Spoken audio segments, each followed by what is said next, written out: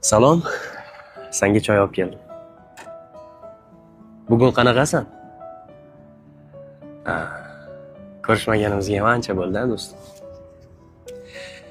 Bilaman, sevgan insoningni juda ham sog'ingansan. Ko'zlaringdan bildim.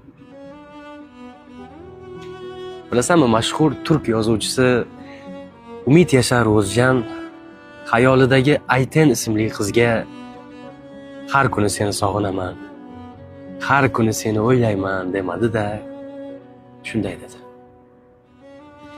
Men faqat Aytenga oshiqman. Aytenli ichkilar ichib sarxush bo'laman. Qanday yaxshi.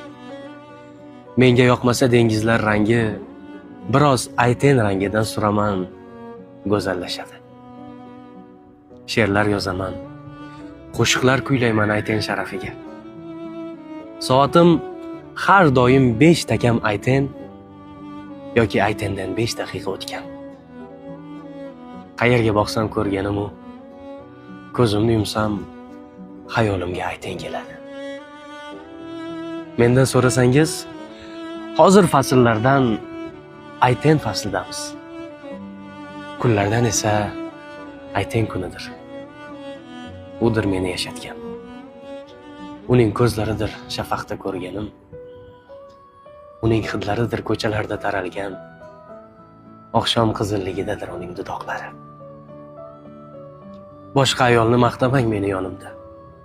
Dilim og'riydi. Aytenni maqtasangiz, keling o'tiramiz. Aytenli sharob ichamiz siz bilan. 2 og'iz suhbat quramiz. Uni siz ham sevib qolasiz men kabi. Ammo xomtama bo'lmang. Uni sizga berib qo'ymayman.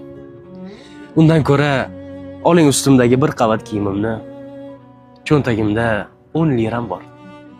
Uni ham oling kerak bo'lsa. Ayten ismini 3 marta takrorlasam qornim to'yar. Pulsizlik muammomi? Hatto o'lim ham qo'rqinch emas. Aytensizlik qadar.